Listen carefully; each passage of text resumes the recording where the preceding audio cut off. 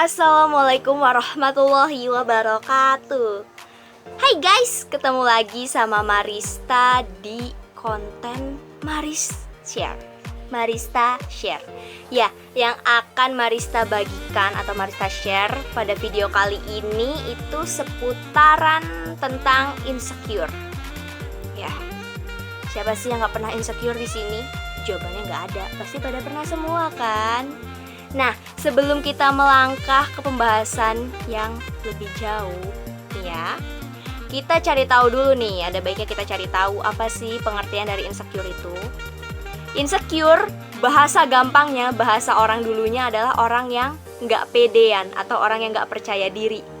Tapi di zaman milenial sekarang nih, anak-anak milenial biasa menyebutnya dengan, aduh, gue tuh insecure deh kalau ngeliat dia. Nah itu tuh artinya apa sih? Sering dengar insecure. Insecure artinya dimana seseorang merasakan dirinya tidak cukup mampu untuk mencapai batas yang orang lain dapat capai gitu loh. Jadi kayak kalah sebelum berperang, udah ngerasa down duluan padahal belum dicoba. Nah itu namanya insecure.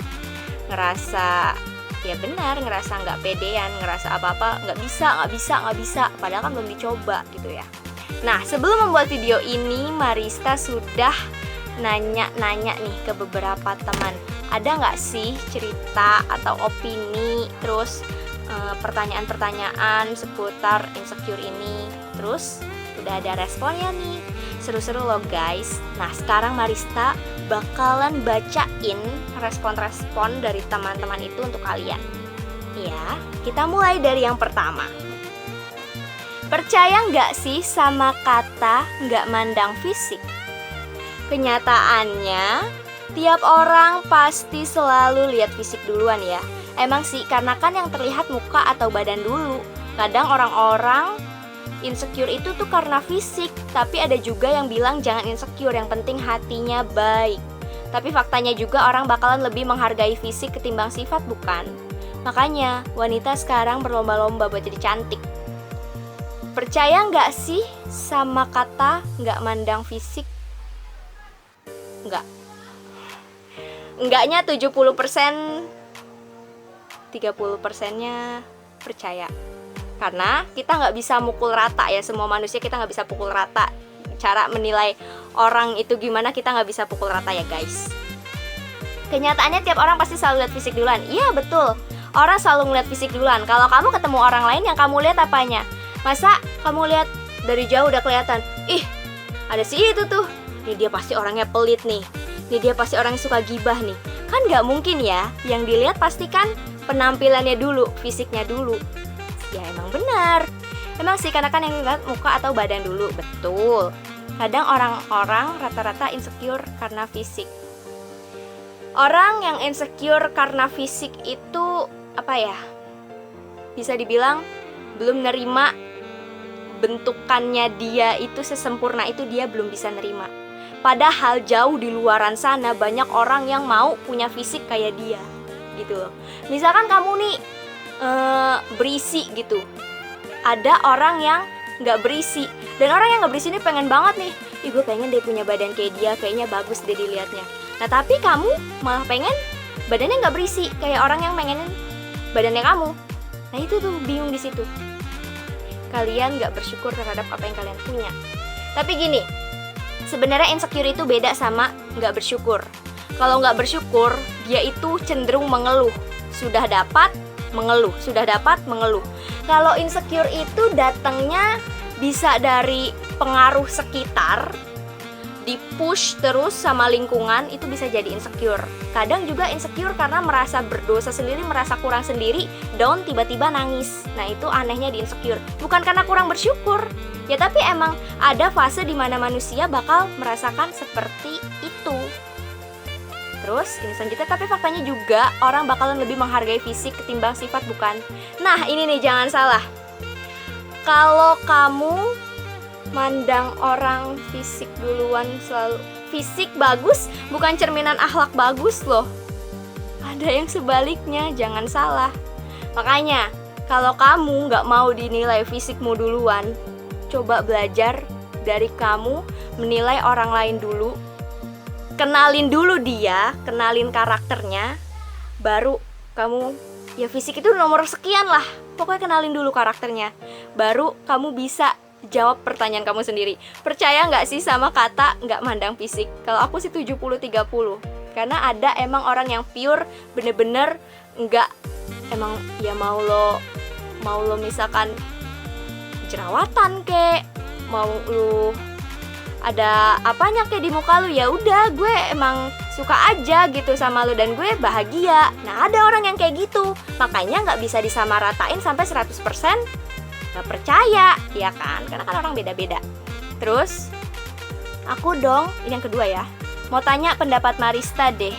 Apakah sebenarnya wajar-wajar aja kalau ngalamin insecure sama temen dekat sendiri, tapi insecure-nya ini tuh sampai bikin trauma gitu loh, jadi malah mengecilkan kemampuan diri sendiri?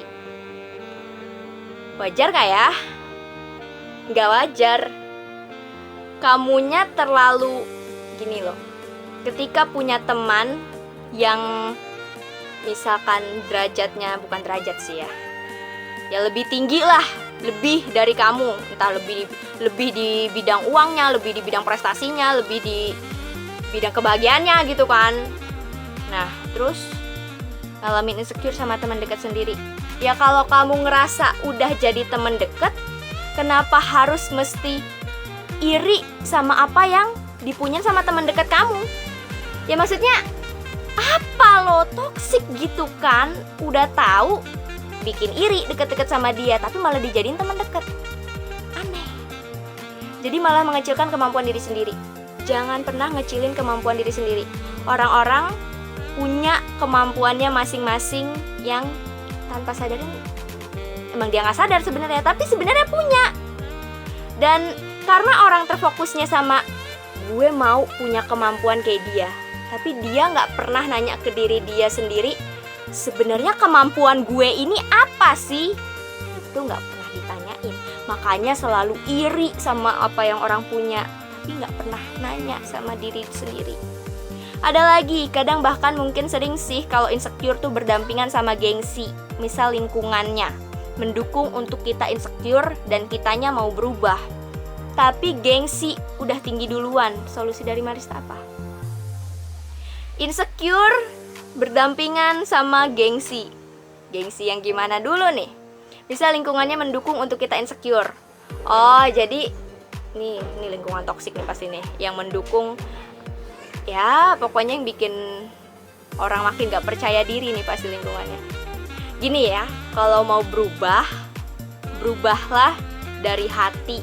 Jangan hiraukan perkataan orang, sekalipun itu perkataan dari keluarga yang dekat. Dan kalau emang itu nyakitin hati kamu, bikin kamu makin nangis, jangan didengerin. Ya maksudnya gini loh, satu-satunya orang yang bertanggung jawab atas kebahagiaan kamu, ya kamu sendiri. Kalau mau berubah, ya gak usah gengsi. Ngapain gengsi? Jangan kalah sebelum berperang gitu loh. Misalkan aku mau berubah nih jadi lebih apa ya? Aku mau berubah nih jadi lebih pinter.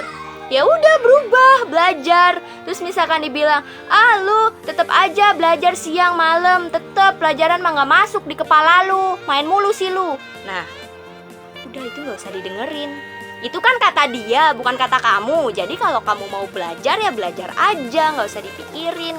Misalkan mau mukanya glowing, skincarean mulu, lu skincarean, muka lu tetap aja kayak jalanan aspal begitu, kayak aspal geradakan. Nah itu ya udah sih, anggap aja angin lalu. Kalau misalkan ada orang yang perkataannya nyakitin kayak gitu, itu didiemin aja. Kita boleh nangis, kita boleh merasa diri kita nggak cukup baik, tapi kita nggak boleh berhenti untuk berubah. Apalagi kita berubah jadi lebih baik ya. Apalagi kita sampai gengsi, itu nggak boleh. Nggak boleh gengsi cuma karena omongan orang. Gengsi untuk nggak nurunin standar nggak apa-apa. Gengsi untuk nggak nurunin standar nggak apa-apa, tapi kalau gengsi karena kesetop sama omongan orang itu nggak boleh.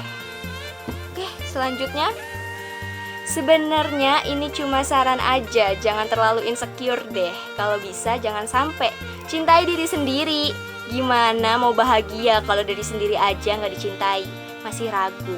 Percaya deh, dengan kita self-love, menghargai diri sendiri, percaya diri, dan selalu yakin, selalu berpikir positif, kita nggak bakal gampang insecure. Bener banget nih guys. Karena kita udah punya rasa syukur atas pribadi kita sendiri. Terima kasih. Ya, kunci dari segala kunci untuk nggak insecure adalah kita bersyukur. Tapi bukan berarti orang insecure itu kurang bersyukur. Karena tadi kita nggak ada yang tahu nih kapan kita bakal insecure. Karena insecure itu suka menyerang tiba-tiba dan kita kayak down. Ya ampun, kok begini banget, kok gue nggak bisa mencapai ekspektasi gue. Nah itu kan ada suka kayak gitu. Selanjutnya, jadi pas awal-awal COVID kan viral banget tuh pada main TikTok. Nah kamu juga sempat bikin iklan layanan masyarakat tentang bullying.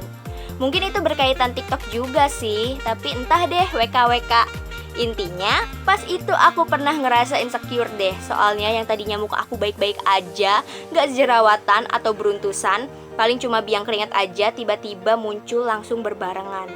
Waduh, nangis banget sampai kayak stres, kok bisa begini. Padahal gak pakai apa-apa, apalagi make up. Di situ aku mikir, ini kenapa sih, ada apa sama gue? Rasanya udah campur aduk, nangis, malu, insecure, gak pede, apalagi takut banget dikatain sama orang sekitar.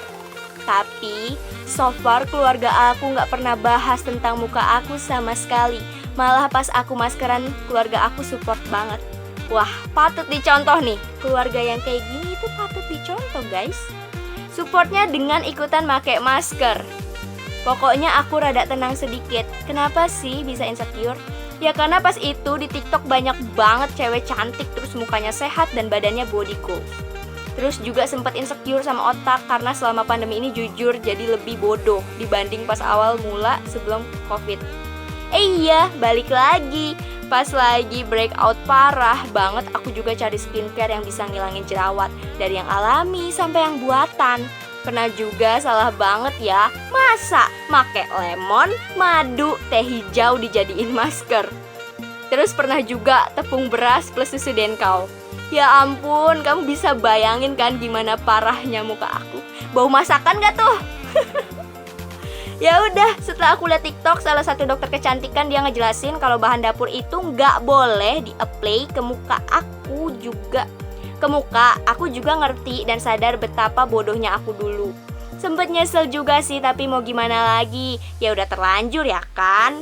Udah sih, gitu aja. BTW pas aku breakout, aku juga foto. Tapi gak usah di-spill deh ya. Yang bisa kita ambil dari ini, gak boleh menyesali apa yang udah terjadi di belakang. Karena apa ya? Karena semua pasti ada hikmahnya. Hikmahnya kamu jadi ngerasain seberapa sayangnya keluarga kamu dalam menyupport kamu. Kamu juga jadi tahu bahan-bahan dapur gak boleh dipakai di muka, ya kan? Ternyata dibalik kejadian itu, walaupun itu kejadiannya hitungannya buruk ya, karena kan breakout gitu, tapi tetap ada hikmahnya.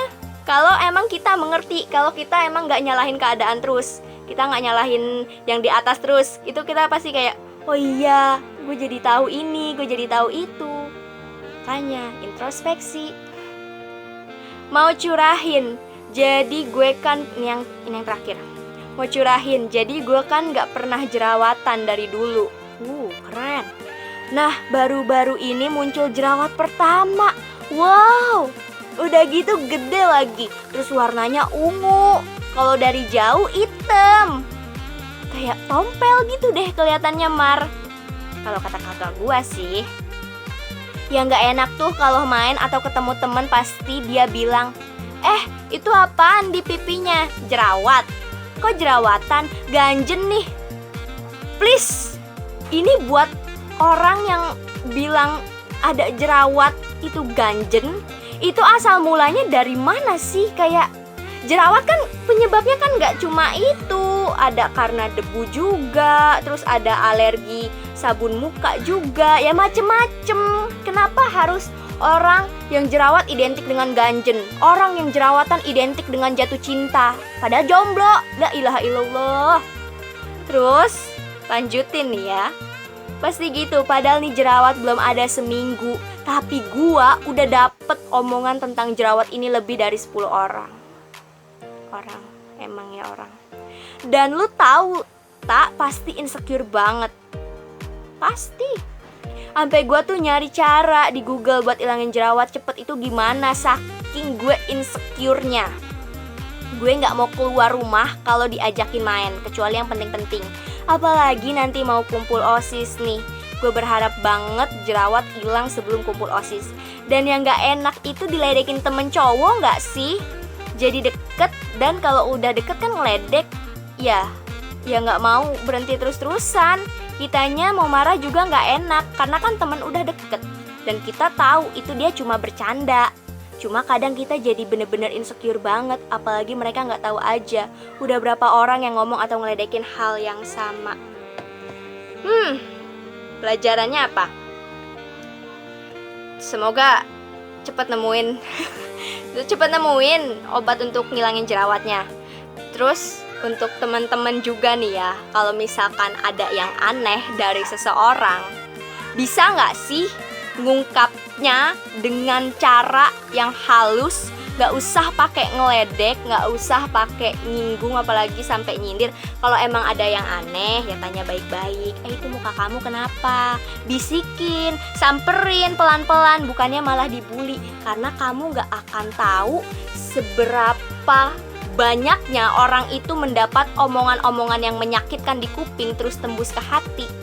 Itu kamu gak bakalan tahu itu udah omongan yang keberapa. Emang sih pas dilontarin itu sederhana. Ih jerawatan ganjen, ih jerawatan jelek deh jadinya. Itu kalimatnya sederhana banget. Tapi kamu gak tahu kalau misalkan kalimat itu adalah kalimat yang ke-100 kalinya dilontarin untuk orang itu. Bayangin, sekali jalan misalkan udah sampai 100 kali omongan. Nangis gak sampai rumah kira-kira kalau digituin? Terus kalau untuk yang cowok-cowok, perkara cowok-cowok sering ngeledekin, aku juga nggak tahu ya kenapa emang cowok-cowok demen banget ngeledekinnya kayak terus menerus nggak berhenti. Kalau perempuan kan udah ngambek, udah bete, dia selesai nih. Tapi kalau cowok emang masih terus aja. Mungkin ya itu sifat bawaan kali ya. Ya gitu, pokoknya kalau ada yang aneh, jangan membuat orang semakin insecure, karena kamu nggak tahu seberapa berusahanya dia untuk menghilangi keinsecurannya dia itu. Kamu ngelihat orang yang badannya gemuk terus kamu katain, ih gemuk, ih makan mulu, makannya banyak sih, nggak pernah diet. Kamu nggak tahu tiap malam dia nangis, kamu nggak tahu tiap malam dia searching di internet gimana caranya ngurusin badan, kamu nggak tahu omongan apa yang lebih nyakitin lagi sama dia. Andai posisinya dibalik, percaya deh sama aku, orang yang kamu body shamingin atau yang kamu bikin insecure itu kamu nggak akan kuat kalau jadi dia. Makanya nih, pesan untuk teman-teman, mau di media sosial, mau di kenyataan, bercandalah sewajarnya. Kalau emang bercanda, ya kalau nggak deket-deket banget nih ya, disaranin janganlah yang menyangkut fisik. Terus untuk yang sering insecurean, coba tolong hargain diri sendiri lebih sering lagi. Karena diri kamu itu adalah diri yang hebat karena udah bisa bertahan sampai saat ini. Ya kan, coba hitung sudah berapa waktu yang kamu laluin oleh raga kamu, oleh mental kamu, dengan segala masalah yang datang di hidup kamu. Gak boleh insecure, rezeki orang masing-masing, takdirnya orang masing-masing, tergantung usaha juga. Gak boleh ngebandingin. Kalau ngebandingin untuk motivasi gak apa-apa, tapi kalau ngebandingin untuk nangis gak boleh. Jadikanlah diri kamu lebih bahagia dimulai dari hari ini. Cintai dirimu sendiri, cintai orang-orang di sekitarmu. Jangan lontarkan perkataan jahat. Kalau dapat perkataan jahat, diemin aja. Andai kata gak kuat, nangis aja gak apa-apa. Setelah nangis, jangan lupa bangkit lagi. Kamu gak boleh nunjukin muka kamu habis nangis di depan orang yang buat kamu insecure atau yang merendahkan kamu. Karena itu akan menjadikan dia puas. Kamu harus kuat, tapi pada saat kamu lemah, kamu gak boleh pura-pura kuat. Itu. Karena apa? Ketika kamu lemah, kamu mencoba untuk berpura-pura kuat, yang ada mentalmu semakin tergerus. Makin kelam terus. Jatuhnya nanti apa? Udah gak tahu lagi deh gimana. Emosinya udah gak teratur, terus jadi mikirnya yang aneh-aneh. Nah, mulai sekarang perbanyak syukur, kurangi insecure. Jangan lontarkan perkataan jahat, jangan lupa bahagia. Hiduplah dengan teratur. Jangan lupa berdoa. Dan sampai jumpa. Bye-bye. Semoga kalian gak bosan dengerin Marista ngomong ya. Sampai ketemu di kesempatan berikutnya. Kalau ada saran atau apapun itu, kalian boleh tulis di kolom komentar, karena Marista sangat menghargai itu. Terima kasih. Sehat-sehat selalu untuk kalian.